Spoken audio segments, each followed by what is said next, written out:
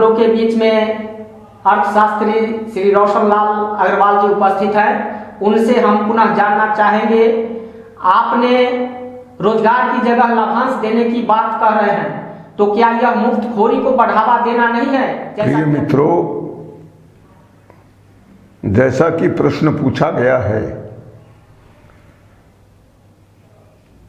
आज बहुत ऐसे लोग हैं जो लाभांश का मतलब भी नहीं समझ रहे हैं और आज तक पहले जो व्यवस्था रही है उसमें प्रत्येक व्यक्ति अपनी योग्यता, क्षमता, मेहनत, बुद्धि के आधार पर कमाए खाए, इसे तो ठीक माना जाता है, किंतु लाभांश दिया जाए यह एक नई परिकल्पना है। लेकिन न्याय की दृष्टि से अगर हम कोई भी अर्थव्यवस्था को स्वीकार करते हैं तो उससे मिलने वाले लाभ को बांटे बिना अर्थव्यवस्था न्यायपूर्ण कभी नहीं हो सकती। वास्तव में अर्थव्यवस्था का उद्देश्य ही यह होता है कि सब लोगों की बुद्धि, सब लोगों की रुचि, सब लोगों का श्रम और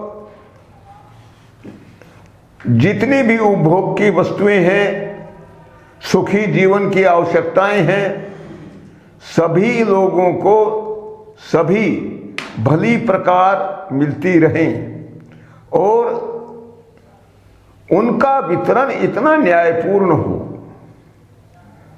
कि किसी भी व्यक्ति के साथ अन्याय भी नहीं हो, किसी का शोषण भी नहीं हो और सब लोगों को उससे संतुष्टि भी मिले।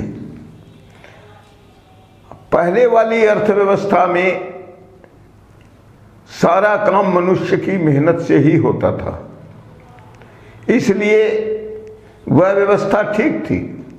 लेकिन आज भौतिक विज्ञान की भारी उन्नति के बाद अब सारे काम मशीनों के द्वारा होने लगे हैं, या फिर जिन लोगों के पास भारी भूखंड या भारी पूंजी जमा हो जाती है,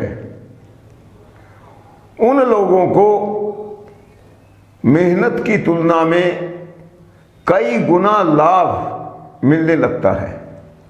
वास्तव में यह जो लाभ पैदा होता है, यह अर्थव्यवस्था में पूंजी की भूमिका के कारण पैदा होता है और पूंजी की भूमिका को नहीं समझ पाने के कारण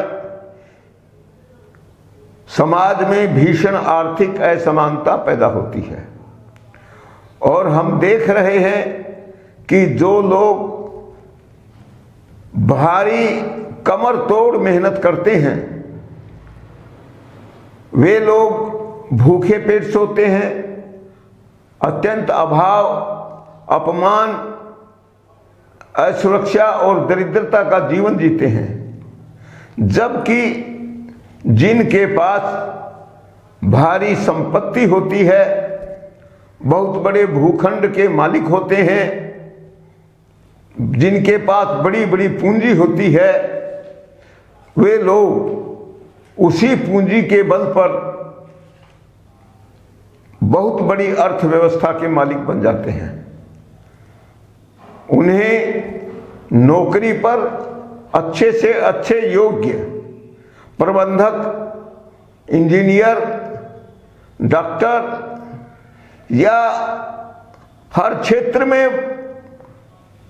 विद्वता प्राप्त लोग नौकरी से मिल जाते हैं और प्रबंधकीय दृष्टि से उन सब का समायोजन करके वे लोग भारी लाभ कमाने लगते हैं और यह लाभ पूंजी के अनुपात में बढ़ता है। यानी जिसके पास ज़्यादा पूंजी होती है वह उतने बड़े लाभ का मालिक बन जाता है और जिसके पास पूंजी नहीं होती वह केवल नौकर, कारीगर या मजदूर बनकर रह जाता है और मजदूरों को केवल उनके द्वारा की गई मेहनत का हिस्सा मिलता है और बहुत बड़ा हिस्सा पूंजीपतियों को मिलता है। अर्थात वर्तमान अर्थव्यवस्था में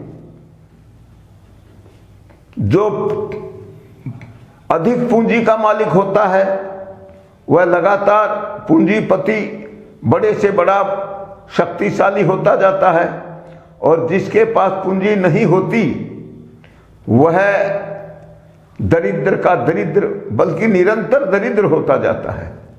उसका कारण यह है कि नई नई मशीनों के आ जाने से, नए नए उपकरणों के आ जाने से, बड़ी भारी भूमि का मालिक होने से जो अनेक प्रकार के साधनों की भूमिका बढ़ी है, उसी अनुपात में बिना पूंजी के काम करने वाले लोग दुर्दशा का शिकार हो रहे हैं। इसमें पूंजी की भूमिका इतनी प्रमुख है कि उसके ऊपर विचार किए बिना हम न्यायपूर्ण अर्थव्यवस्था का निर्माण नहीं कर सकते। अब अगर मैं न्याय के आधार पर बात कहूं तो सारे प्राकृतिक संसाधनों पर सबका समान मूलभूत अधिकार होता है। हम न्याय की दिशा में आगे बढ़ने से पहले अगर न्याय की परिकल्पना के सूत्र को नहीं समझते हैं या उसके आधार पर लाभ का वितरण नहीं करते हैं तो समाज में आर्थिक असमानता पर कभी कोई अंकुश नहीं लग सकता और धीरे धीरे धन संपत्ति और पूंजी का केंद्रीकरण लगातार बढ़ता जाता है और उसका परिणाम वर्तमान आज की पूंजीवादी अर्थव्यवस्था है।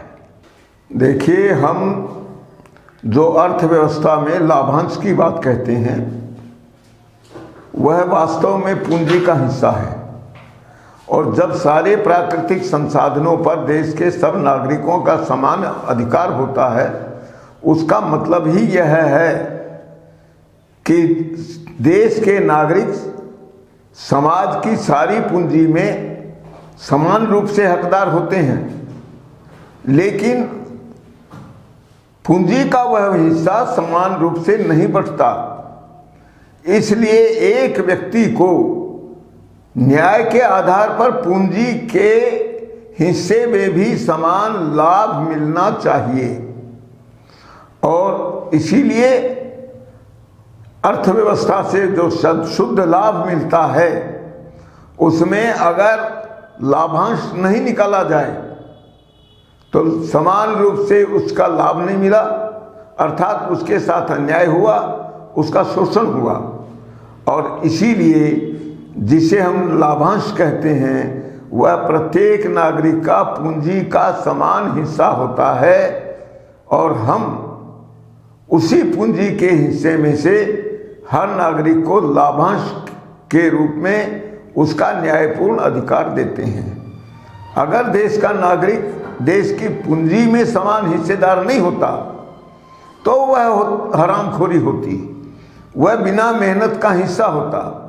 लेकिन अब चूंकि पूंजी के बल पर ही सारी अर्थव्यवस्था चल रही है, सारी मशीनें, सारे उपकरण चल रहे हैं, इसलिए पूंजी का हिस्सा निकालना अब अनिवार्य है और इसीलिए हम औसत सीमा से ज़्यादा संपत्ति पर संपत्ति कर लगाते हैं और उसी में से बजट का खर्च काटते हैं और शुद्ध लाभ को सब लोगों में बांटते हैं। तो इसलिए यह न तो अन्याय है न हरामखोरी है, बल्कि अर्थव्यवस्था को न्यायपूर्ण बनाने के लिए आवश्यक है। तो सर, न्यायपूर्ण अर्थव्यवस्था में टैक्स प्रणाली का बहुत बड़ा महत्व होता है। वर्तमान टैक्स प्रणाली के बारे में आपका क्या कहना है?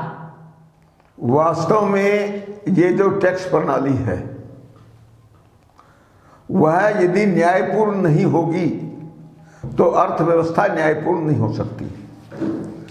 और वर्तमान टैक्स प्रणाली को अगर देखा जाए तो वह न्यायपूर्ण नहीं है। अगर न्यायपूर्ण टैक्स प्रणाली की बात करें तो वह पूंजी के आधार पर ही बनेगी। इसलिए मेरा कहना यह है कि आज के आप सारे टैक्स हटा दीजिए, मतलब जीएसटी हटा दीजिए, आयकर हटा दीजिए।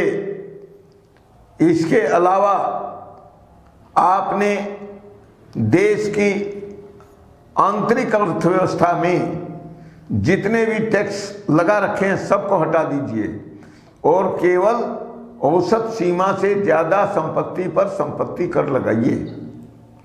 और मैं यह बताना चाहता हूं कि आज संपत्ति कर पूरी तरह हटा दिया गया है। यह वास्तव में पूंजीपतियों द्वारा किया गया छल है, कपट है, बेईमानी है, धोखाधड़ी है। न्यायपूर्ण अर्थव्यवस्था में अगर केवल औसत सीमा से ज़्यादा संपत्ति रखने वाले लोगों की संपत्ति पर संपत्ति कर लगा दिया जाए और इनकम टैक्स, आयकर और जीएसटी इन दोनों को हटा दिया जाए तो आज सरकार को जो अनेक प्रकार के करों से आमदनी होती है उससे कम 10 गुनी आमदनी केवल मुट्ठी भर अरबपतियों खरबपतियों की संपत्ति पर संपत्ति कर लगाकर प्राप्त की जा सकती है। और इसलिए यदि आप आज की टैक्स प्रणाली की बात करें तो वह अत्यंत घटिया है। वही सारे समाज का शोषण करती है, वही भयानक आर्थिक असमानता पैदा करती है और वही गरीब आदमी को गरीब और अमीर आदमी को अमीर बनाती है। इसलिए उस टैक्स प्रणाली को हमें लागू करना चाहिए जो केवल औसत संपत्ति अधिकार से प्राप्त होती है और वह केवल मुट्ठी भर पूंजीपतियों पर संपत्ति कर लगाकर प्राप्त की जा सकती है। उसी से घाटे की अर्थव्यवस्था समाप्त की जा सकेगी और उसी से देश के प्रत्येक नागरिक को लाभांश के रूप में नागरिक भत्ता दिया जा सकेगा और उसी से देश की सारी गरीबी, भूखमरी, बेईमानी, भ्रष्टाचार, अपराध करने की प्रवृत्ति और समाज में बढ़ते असंतोष और टकराव की समस्या को भी हम हमेशा के लिए दूर कर सकते हैं। इसलिए आज की टैक्स प्रणाली आज की सारी समस्याओं की जड़ और शोषण की जड़ है। इसीलिए यह समाज में किसी प्रकार की सुख शांति स्थापित नहीं करती, लोगों के विश्वास की कसौटी पर खरी नहीं उतरती और सारा देश गरीबी का शिकार होता है। इस समय सरकार या ये पूरे विशाल देश की जनता को मुट्ठी भर अरबपति और खरबपति पूंजीपति ये जानवरों की तरह हाँक रहे हैं और अब आज इस चुनी हुई सरकार की कोई औकात नहीं है कि वह मुट्ठी भर पूंजीपतियों के आदेश की अवहेलना कर सके। यहाँ तक कि यदि कोई सरकार सत्ता में आ भी जाए तो ये पूंजीपति अपनी अकूत संपत्ति और पूंजी के बल पर किसी भी सरकार को आधी रात पलट सकते हैं। इसलिए जनता की बातें अनसुनी की जाती हैं, उपेक्षा की जाती हैं, उनको धोखा दिया जा सकता है, दिया जाता है और 24 घंटा जनता को धोखे में रखने के लिए अनेक प्रकार का प्रचार किया जाता है, लेकिन जनता की बात कोई सुनता ही नहीं। और इसीलिए जनता की बात नहीं सुने जाने का कारण एकमात्र यही है कि देश की पूंजीपति अर्थव्यवस्था और शासन प्रणाली सबको मात्र थोड़े से पूंजीपति चलाते हैं और सरकार उनकी किसी भी आदेश की अवहेलना नहीं कर सकती, इसीलिए उनकी यह शोषण की व्यवस्था चलती रहती है। तो इसका समाधान क्या देखते हैं सर, कैसे समाधान इसका होगा? बिल्कुल आपका सटीक प्रश्न है और मेरा सटीक उत्तर यह है कि देश की जनता को जब तक इस अन्यायपूर्ण और शोषणकारी अर्थव्यवस्था के बारे में जानकारी नहीं होगी तब तक इस समस्या से छुटकारा नहीं पाया जा सकता। और इसीलिए हम जो प्रयास कर रहे हैं अपनी पुस्तक के द्वारा, अपने मीडिया के माध्यम से, यही कर रहे हैं कि देश की जनता को यह बात समझ में आनी चाहिए और जिस दिन जनता इसे समझ लेगी उस दिन वोट केवल उसी व्यक्ति को देगी जो उन्हें लाभांश देने के लिए तैयार हो, सभी प्रकार के कर समाप्त कर दे। कर समाप्त कर देने मात्र से भी सारी महंगाई, सारा भ्रष्टाचार खत्म हो जाएगा, क्योंकि सारे करों के माध्यम से ही शासन प्रशासन और बीच में दलाली करने वाले लोग समाज को लूटते हैं। और जब ये सारे कर समाप्त हो जाएंगे तो न रहेगा बांस और न बजेगी बांसुरी। देश की जनता बस केवल एक ही बात कहे कि हमें लाभांश चाहिए, अमीरों की संपत्ति पर संपत्ति कर लगना चाहिए और बाकी सारे टैक्स माफ खत्म होने चाहिए। जो यह काम करेगा उसी को हमारा वोट जाएगा। और जब इस निर्णायक स्थिति में समाज आएगा तो फिर हर सरकार को इसे मानने के लिए बाध्य होना पड़ेगा। इसीलिए हम जन जागृति के द्वारा यह काम करना चाहते हैं, क्योंकि यह काम ताकत के बल पर, फौज और पुलिस के बल पर नहीं हो सकता और उस दिशा में हमें सोचना भी नहीं चाहिए। तो क्या इसको चुनावी मुद्दा बनाया जाए और चुनावी मुद्दा बना के जो नई पार्टियां हैं उनसे संपर्क किया जाए इस संबंध में? हाँ, देखिए अब उसमें प्रश्न में प्रश्न निकल रहे हैं। चूंकि चुनाव प्रणाली का निर्माण इस देश की जनता ने नहीं किया। चुनाव आयोग देश की जनता के अनुसार नहीं चलता, सरकार देश की जनता के अनुसार नहीं चलती। लोकसभा में और विधानसभा में पहुंचने वाले लोग वो भी देश की जनता की इच्छा के अनुसार बनाई गई, किसी व्यवस्था के कारण नहीं बनी है। कुल मिलाकर संविधान की दृष्टि से विचार करें तो संविधान जनता को कोई ऐसा अधिकार नहीं देता जो सत्ता पर बैठे हुए लोगों को उसके अनुसार चला सके। और इसीलिए आज इनके द्वारा जो व्यवस्था बनाई गई है, अर्थात इन्हीं के द्वारा तैयार किए गए लड़ाई के मैदान में इस पूंजीवाद के द्वारा किए जा रहे अन्याय को समाप्त कर सकते हैं। बस केवल एक बात चाहिए कि इस मामले में पूरा समाज एकजुट हो, किसी प्रकार का भेदभाव उनके बीच नहीं हो, क्योंकि जब तक उन्हें लाभांश नहीं मिलेगा तब तक उन्हें मालिक होने का अधिकार मिलेगा ही नहीं, अर्थात स्वतंत्रता नहीं मिलेगी। और इसका यह एकमात्र जरिया है